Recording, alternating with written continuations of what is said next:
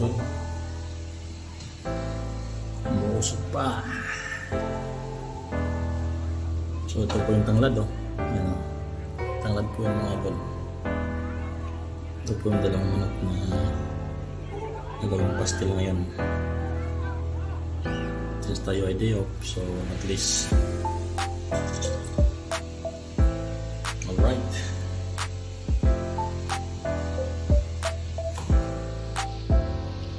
Ito po ay pinakulong sa tanglad at luya, tapos may paminta around 25 minutes.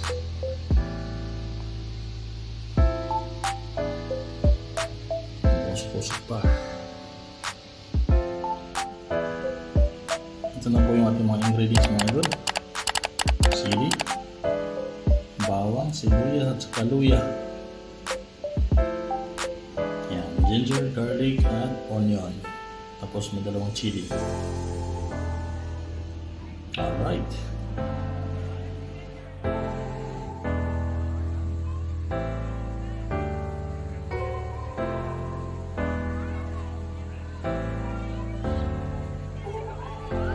Garlic, onion, ginger, and chili. Alright. Hindi lang pang sport, no? Pang pamilya pa. Ricardos.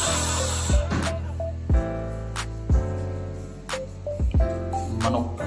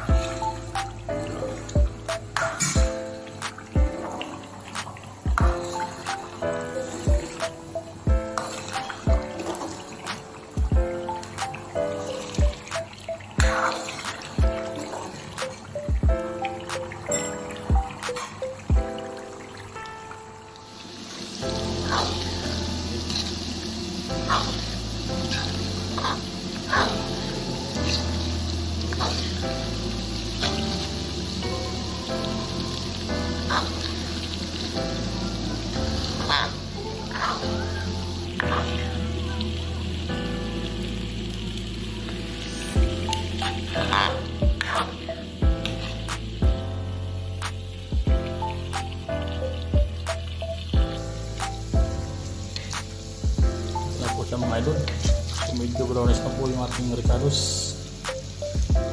Nilagyan na po natin yung shredded na manok. Alright,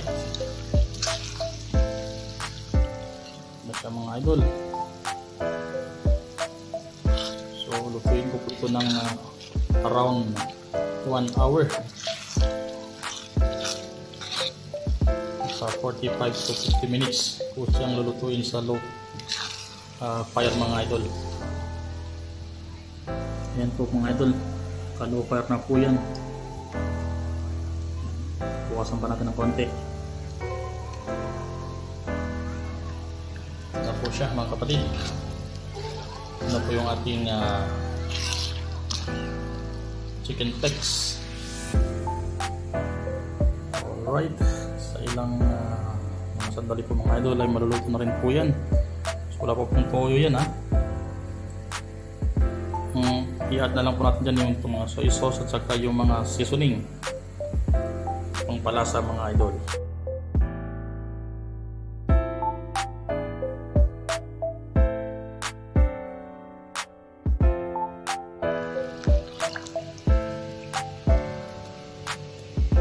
na po siya mga idol. So nilagyan ko na po ng soy sauce, mga pampalasa. So hintayin ko na lang ito mga 45 minutes. Naluluto na rin po yung ating chicken flakes or kagikit. Yan. Alright. Ayan mga idol, after 45 minutes, konti-konti na lang, luto na siya. So ready to serve na po ito mga idol. Hintay ko lang na makuha yung tamang texture nya. Nag-iwala na po yung mantika at saka yung laman ng manok.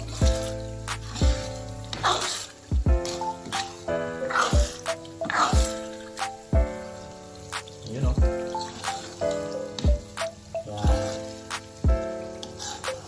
Yan yung mga idol yan. Yung sabihin, nag-iwala na po yung mantika.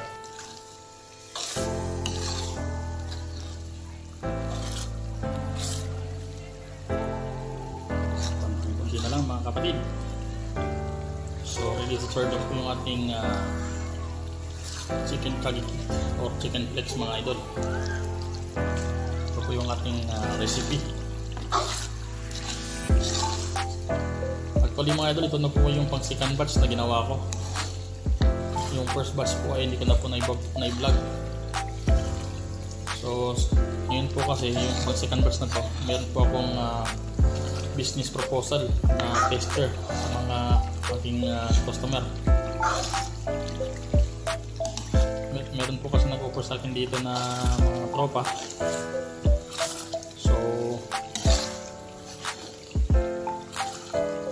gusto nila na makatikim ng ating chicken kagikit mga idol. Kasi po yung first batch ko mga idol ay naubos po yun, sold out.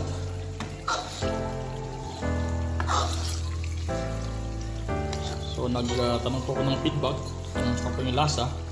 Sabi ng mga tropa ay ayos, pwede yung pang hindi lang pang sports, mga idol, pang pamilya pa. So, positive po yung feedback ng mga kapatid.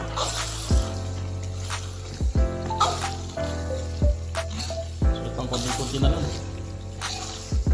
paluto na siya.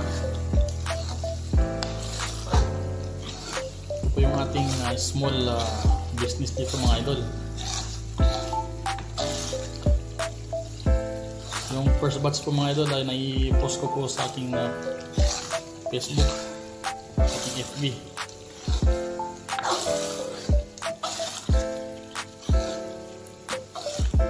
Alright, ito po siya mga idol, yung ating chicken flakes.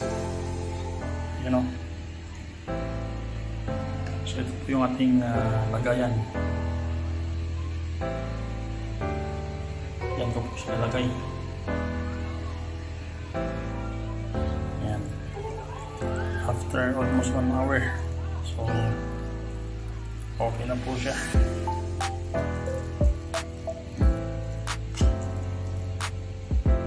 Alright.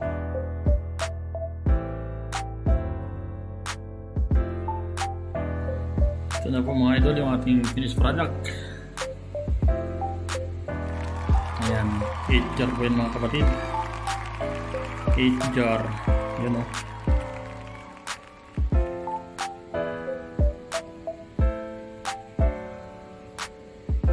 So yung unang first batch po mga idol ay 8 jar din.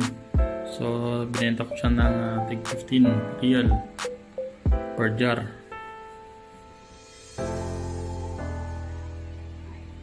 So ito na po yung ating finished product mga kapatid.